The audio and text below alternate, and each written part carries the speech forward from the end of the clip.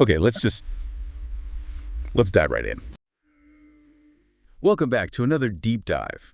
Today, we are looking at a stack of documents, and honestly, it feels less like a business proposal and, well, more like staring into a crystal ball that's just shattered all over the floor. That's a really good way to put it. We're talking about a prophecy, a huge geopolitical earthquake, and a plan so ambitious it just sounds like complete science fiction, at least until you sit down and, actually run the numbers. It really does feel that way. We're looking at a pretty comprehensive set of sources here, all centered around this concept called the Digital Nalanda Network. And if you really want to grasp the sheer scale of what we're discussing, we have to start with a line from the source material that, well, it gave me goosebumps when I first read it. Ooh. Oh. It says, "The age of abundance was prophesied in the scriptures thousands of years ago." Wow, that is quite a hook. Usually when we hear the word prophecy on the show, we're talking about ancient history, archaeology, that sort of thing. But the date on all of this material is today, January 20, 2026. Exactly. And the context is absolutely pivotal. This isn't a history lesson. We're looking at the future, or at least a proposed future. This is, well, maybe a manifesto is a better word for it. It's a plan for rebuilding India's entire knowledge empire from the ground up. And it's not happening in a vacuum? Not at all. It's happening because the old world order, the one where the absolute gold standard for an Indian family was sending their kid to a U.S. university, that world is, for all intents and purposes, ending. We're definitely going to unpack that. Yeah. Because the numbers in this report are just staggering. It's a complete flip of the script. The sources call it moving from brain drain, which, we've talked about for decades as this negative thing for developing countries. The brain gain. But the engine for this whole shift is this Digital Nalanda Network, or DNN as they call it. Right. And just to give you the quick pitch before we get deep into the weeds. And we will get deep. We will. The DNN is a plan to build 10,000 virtual IITs and IAMs. 10,000. I just think we need to pause on that number for a second because it sounds like a typo. It really does. It absolutely sounds like a typo. Normally, a government announces, 5 new colleges? Maybe 10. And it's a huge deal, but no, 10,000 is the number. And we need to be clear, we're not talking about brick and mortar campuses. There are no sprawling lawns, no cafeterias, no lecture halls here. These are virtual. They're virtual, they're AI-driven, and the core knowledge is completely free. The mission, as the document stated, is to take the elite education that was previously locked away for the top 0.1% of students who could crack the entrance exams? The absolute cream of the crop. The absolute best. And to scale that experience to literally everyone with an internet connection. It's being framed as a domestic renaissance. But okay, before we get to the shiny futuristic solution, we have to talk about the problem. Because the sources are very clear, this isn't happening just because it's a nice idea. It's happening because of a crisis. A very specific structural break in the way the world was working. One of the source documents calls it a structural signal. Now, what is that signal? The data we have here shows a 75% collapse in Indian student enrollments in U.S. universities. 75%? Wait, that's not a dip. That's a crash. It's an implosion. It's a market failure. And the sources point to a very specific set of triggers happening right now in early 2026. We're talking about incredibly restrictive visa regimes, massive uncertainty around the H-1B program. The visa for skilled workers. Right, and just a general, let's call it a rising tide of anti-immigrant sentiment, which the sources connect to the second Trump administration. So the traditional path, the one that was seen as the golden ticket for decades, that door is closing. The door is slamming shut. And that really sets the stage for our entire deep dive today. We have a huge roadmap to get through. We need to talk about the death of the degree as we know it, this idea of education without permission, what an AI campus actually feels like. Because it is wild. And of course, the economics of turning every student into a potential founder. It's a fascinating pivot, to put it mildly. So let's start there with that catalyst. Section 1 in our stack is all about this concept of involuntary repatriation. It's such a heavy term, isn't it? Repatriation usually implies someone being sent back, often against their will. It does. I mean, for 30, maybe even 40 years, the narrative was so simple. It was the Indian dream, in a way. You study incredibly hard, you crack the exams, you get into a good U.S. university, you land a job in Silicon Valley, and you've made it. That's the script. And the source material explicitly says that for 3 decades, India was effectively subsidizing Silicon Valley with its brightest minds. It was a massive one-way talent pipeline. That's the classic brain drain model we all know. You export your most valuable resource, your human talent, and they go on to build immense wealth for another country. It's a huge economic transfer of intelligence, year after year. But look at the stats the analysis provides here. Pre-2024, there were roughly 300,000 Indian students in the U.S. at any given time. Give or take. A very significant number. A huge number. Yeah. The estimates for 2026, less than 75,000. That's the 75% drop. It's a staggering reversal. And there's a quote here from a Dr. V. Ramgopal Rao, who's cited in the source, and he says, "I do not see the sharp decline as a passing phase.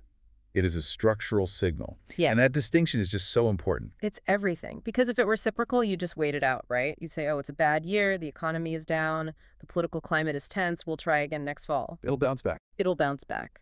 But structural means the machine is broken. The fundamental gears have ground to a halt. The sources point to the socio-political climate in the U.S., this animosity towards immigrants. It seems the American dream pathway has just become too toxic.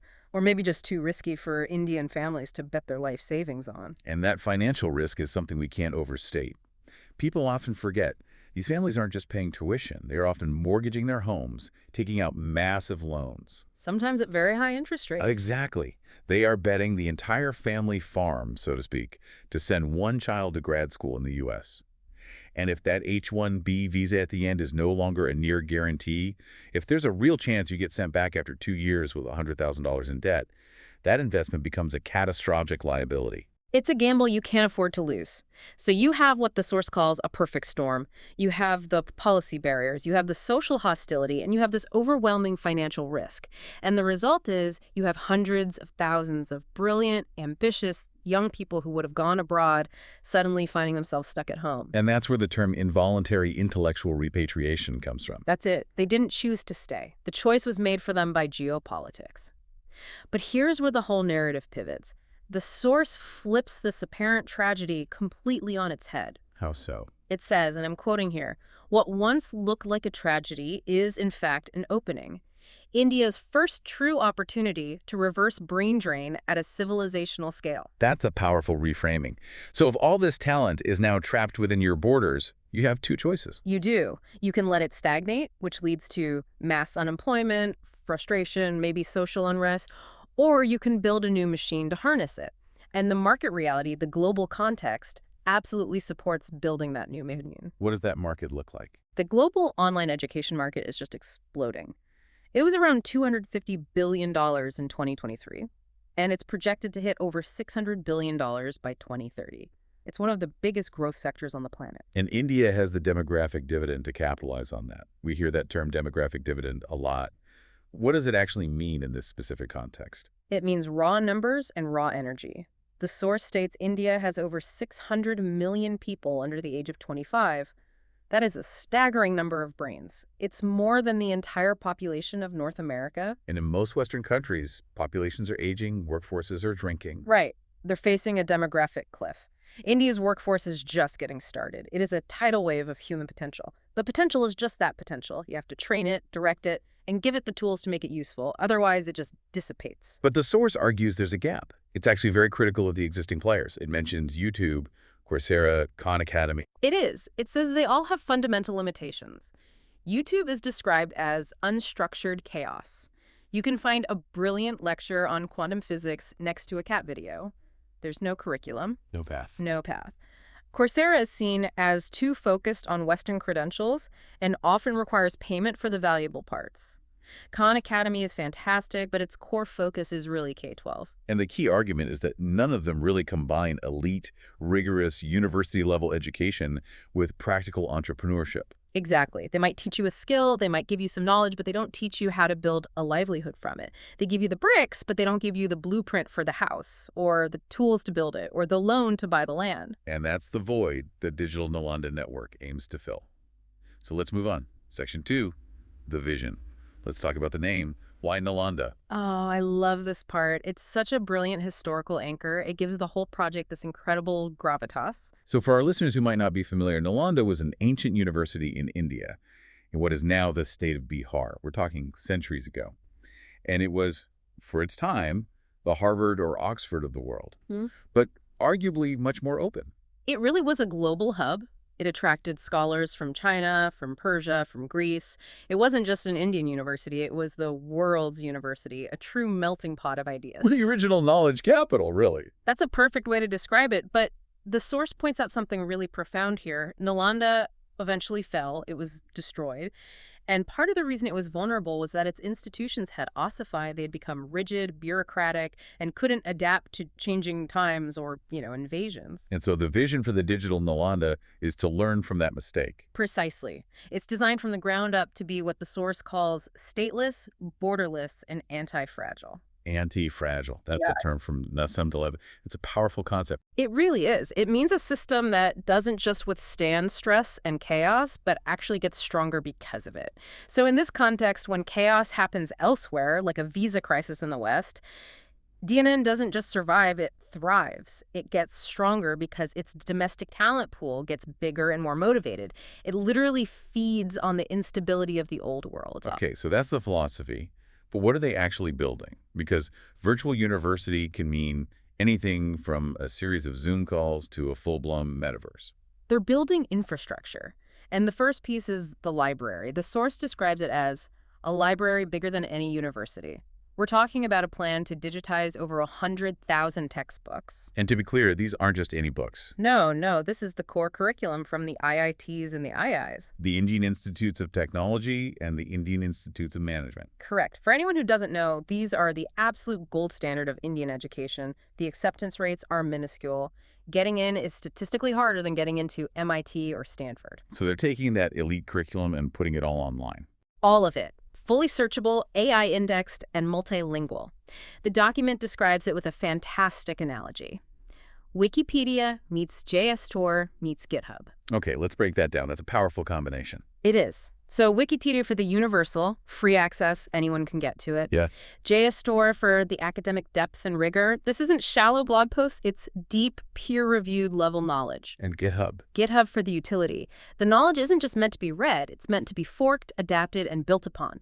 You don't just read about an algorithm, you grab the code snippet and use it to build your own project. It's active, not passive. And then there's the other half of the content pillar, the lecture archive. Right. 50,000 high-quality video lectures. And again, the source is careful to distinguish this from the chaos of YouTube. These are structured, sequenced, and purpose-built. So it's a curriculum, not just a playlist. It's a curriculum. The videos are chunked into small, digestible pieces, subtitled in multiple languages, and designed for what they call learning velocity, not just casual viewing in your spare time. And where are these lectures coming from? From India's best professors, but also from global scholars, Nobel laureates, and top industry leaders from around the world. It's essentially an effort to find the single best lecture on thermodynamics that has ever been given, record it perfectly, and then give it to everyone for free. Instead of having 10,000 mediocre lectures on the same topic repeated every year in different classrooms. Exactly. It's about scaling excellence. But again, all this content is just the raw material. Having a library, even an amazing one, isn't a university. A library is passive. A university is supposed to be active, interactive. Which brings us to Section 3 of the plan, AI as the invisible university. This is the part I really wanted to dig into because historically, online learning has a really bad reputation for being lonely and ineffective. The completion rates are famously terrible. Right. You watch a video, you fill out a multiple choice quiz, you get bored, you quit. There's no one there to push you or help you when you're stuck. So how is this different? This is maybe the most radical part of the vision. The source says AI isn't an add-on feature. It's not a chatbot in the corner of the screen. The AI is the campus. What does that mean in practice? Imagine having a personal tutor, a world-class expert on any subject, available to you 24/7 for free. That's the AI layer. Its primary job is to create personalized learning paths for every single student. So if you and I were both studying the same subject, say computer science, my curriculum might look totally different from yours. Completely different. Let's say we're both in a module on data structures. The AI notices that you're blazing through the concepts of arrays and linked lists, but you keep pausing and rewatching the section on recursion. Okay. For you, it won't just let you stay stuck, it'll intervene. It might serve you a different video explaining the concept with a different analogy. It might generate a set of practice problems focused just on recursion. It might even connect you with a study group of other students who are struggling with the same thing. And for the other person who is getting it, For the student who's acing it, the AI pushes them faster. It might unlock the next module early or suggest an advanced project that uses recursion to solve a real-world problem. It's constantly adjusting the pace and the content to match your specific learning curve. It's adaptive learning at a massive scale. It's trying to replicate the experience of a one-on-one tutorial at Oxford, but for millions of people at once. The goal, as stated in the documents, is every learner experiences a custom-designed iodemum scaled infinitely. Scaled infinitely. That's the phrase that really stuck with me. You can't scale a brick-and-mortar IIT. You run out of seats, you run out of dorm rooms, you run out of professors. There's a physical limit. Here, the only limit is server space and compute power, and the cost of both of those is constantly dropping. So this removes the traditional gatekeeper, the entrance exam. It completely democratizes access. The entrance exam is no longer, can you score in the 99.9th percentile on a 3-hour test? The entrance exam is just, do you have the will to learn? It shifts the entire burden of proof from, can you get in, to can you finish and build something? And that leads directly into the philosophy behind this whole project, which is our next section. This idea of education without permission. This feels like a manifesto-level shift in how we think about schooling. It really is. It's a set of core principles that underpin the whole system. The source lays them out very clearly. Let's run through them. First, all knowledge is free. The core library, the lectures, it's all a public good. Second, time is elastic. You learn at your own pace. There are no semesters, no fixed graduation dates. You finish when you master the material. Third, proof beats credentials. This is a big one. It means what you can do is infinitely more important than what certificate you hold. And that leads to the fourth and maybe most provocative principle. Companies matter more than certificates. Okay, that last one is the real killer. The death of the degree. We have to really pause on this. For a century, maybe more, the degree was the primary signal to the job market. It was everything. It told an employer this person is smart, they're disciplined, and they can stick with something difficult for 4 years. It was a proxy for competence. But the source argues that in a world where AI can pass the bar exam, write better code than a junior developer, and draft a marketing plan in seconds, the signal value of that traditional degree is collapsing. It's a classic case of credential inflation, isn't it? If everyone has a degree, it no longer helps you stand out. No. But it's more than that. The degree is a lagging indicator. It tells an employer what you learned 4 years ago. In a field like AI, what you learned 4 years ago might as well be ancient history. Exactly. It doesn't tell me what you can do today. In this incredibly fast-moving tech world, a 4-year-old curriculum is often obsolete by graduation day, so the market is starting to reward different things. Like what? Execution, adaptability, the ability to learn new things quickly, real-world problem solving. DNN is basically rejecting the entire system of credentialism. They're saying, we don't want to give you a piece of paper that says you're smart. We want to see what you actually built with the knowledge. So if there are no grades, no exams in the traditional sense, how do you pass? What does your transcript even look like? Because at some point, you need to prove you know your stuff to get a client or attract funding. The market becomes the examiner. That's the key. Your transcript isn't a list of grades like A in calculus or B in physics. Your transcript is a portfolio. A portfolio of what? Startups you've launched, freelance clients you've served, lines of code you've shipped to a production app, revenue you've generated, problems you've solved. It's a living document of your real-world accomplishments. That is simultaneously terrifying and exhilarating. It's completely removing the safety net of, well, I got an A on the test, and replacing it with, well, I made a sale, or I fixed the bug. It shifts the risk and the agency entirely to the student. It forces you to be relevant from day one. You can't hide in the library for 4 years. Which brings us to what feels like the core engine of this whole machine. Section 5, the entrepreneurship engine. Because it's one thing to learn how to code, it's a completely different thing to build a business. And that's the wedge. That's the unique selling proposition. This is what makes DNN different from Coursera or edX. It's not just about learning calculus. It's about using calculus to build a product that people will pay for. It's integrating the incubator model directly into the university itself. The source puts it very bluntly. DNN doesn't place students in jobs. It helps them create jobs. It's a fundamental reorientation. And they're building integrated tools to actually make that happen. It's not just a slogan. What kind of tools are we talking about? For example, the platform has AI-assisted idea validation. So you have an idea for a new app. You feed it to the system, and the AI stress tests it. It scrapes market data, looks at competitors, and tells you if 50 other teams are already building the exact same thing. It helps you find a niche before you write a single line of code. So it acts as your first pass market research analyst. Exactly. Then it has things like global freelancing and client matching mechanisms built in. It helps you find your first customers, your first paying gig to get that initial traction and validation. And it goes even further than that, right? The source mentions legal and financial templates. Yes, this is incredible. While you're in a module learning about corporate finance, you're also given the legal templates to incorporate your company. While you're learning about marketing, you get a template for a client contract. So it's a business-in-a-box approach, but wrapped inside a university curriculum. That's the idea. They also mention virtual incubators and accelerators. So you form teams with other students on the platform, you get mentorship from industry veterans, you go through pitch prep sessions. You aren't just a student, you are treated as a pre-founder from day one. And what about the money, the capital connection? The source has a very provocative take on funding. It says capital is abundant, execution is scarce. That's a direct slap in the face to the most common excuse every aspiring entrepreneur has.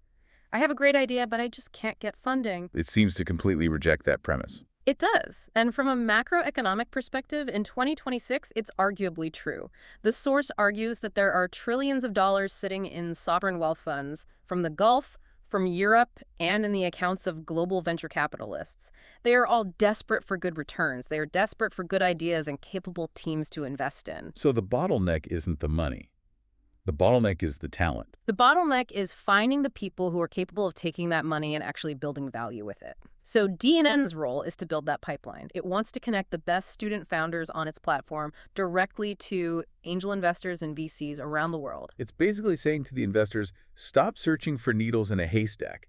Here is a pre-vetted, curated list of people who have already demonstrated they can build things. And in doing so, it converts the university into a massive distributed venture portfolio. Which finally brings us to the question of how this whole thing makes money if the education is free. Let's get into that. Section 6, the business model. Because free is usually a red flag in business. Someone has to pay for the servers, the AI compute time, the thousands of staff.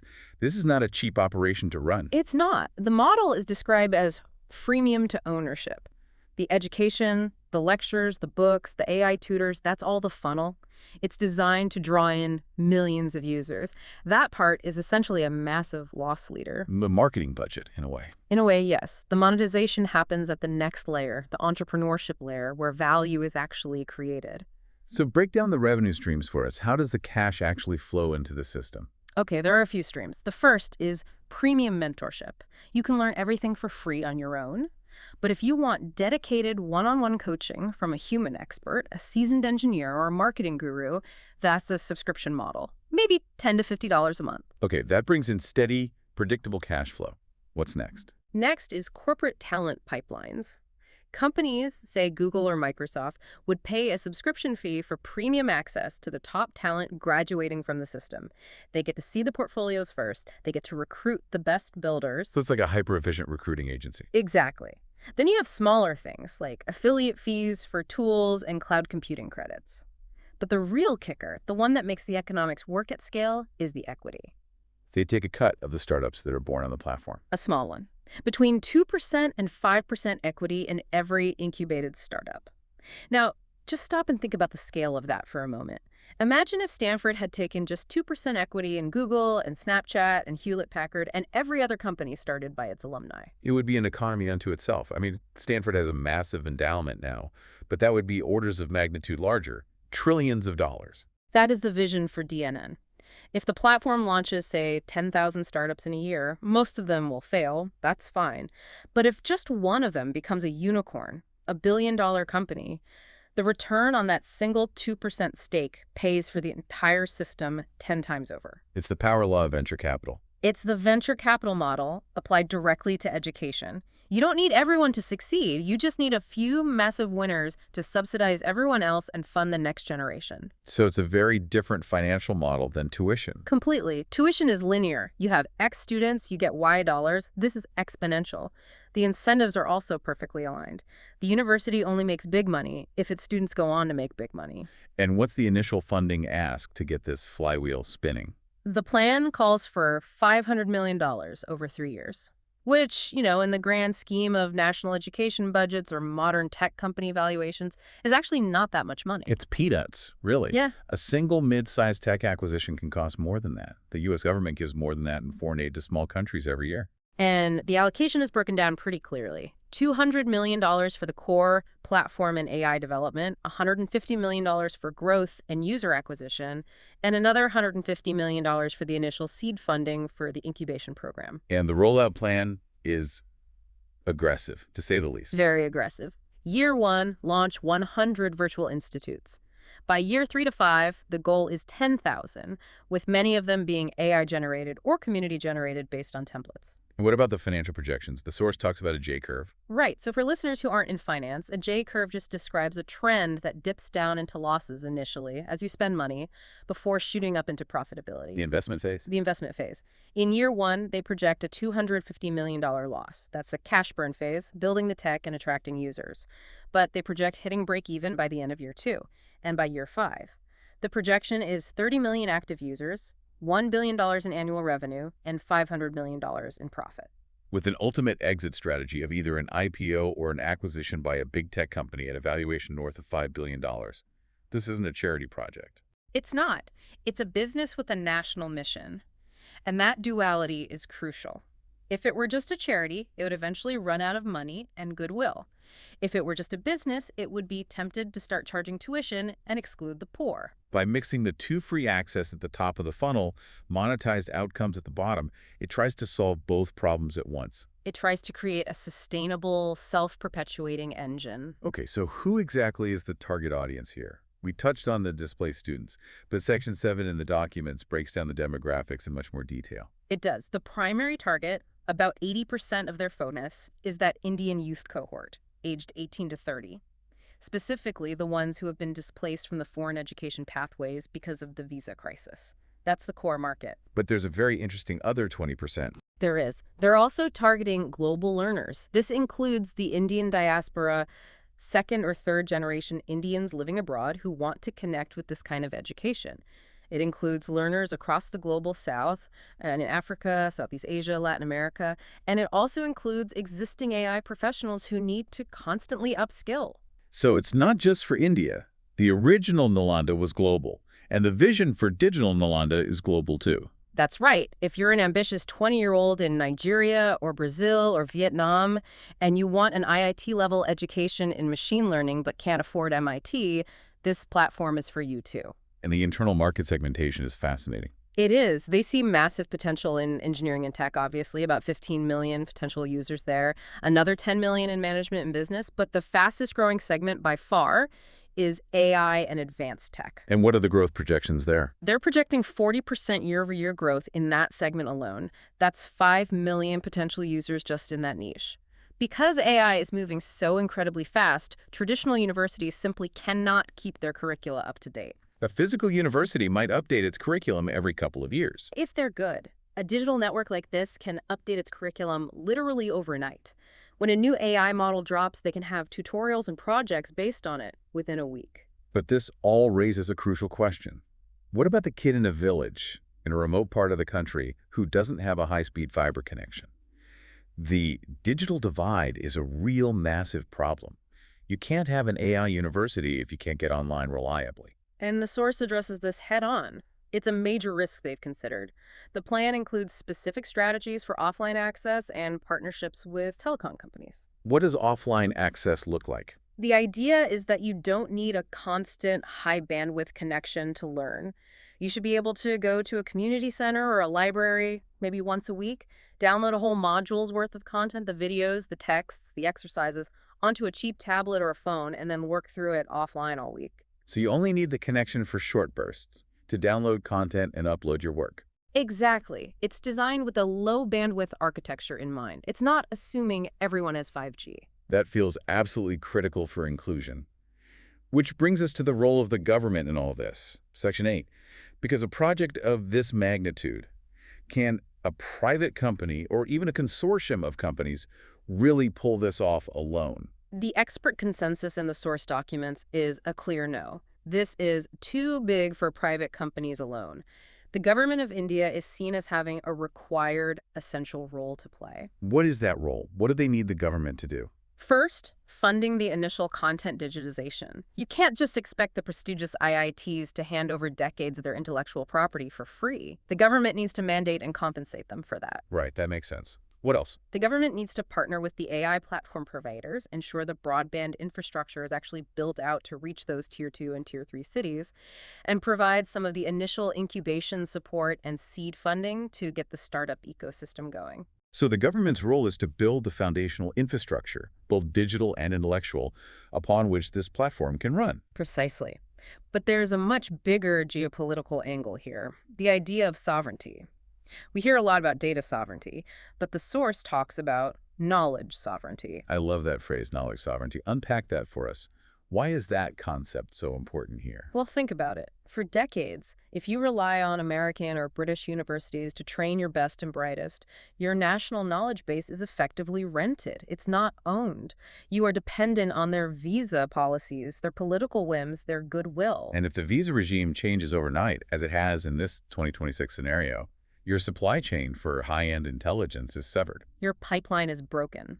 By building a domestic world-class system like DNN, India asserts control over its own intellectual future.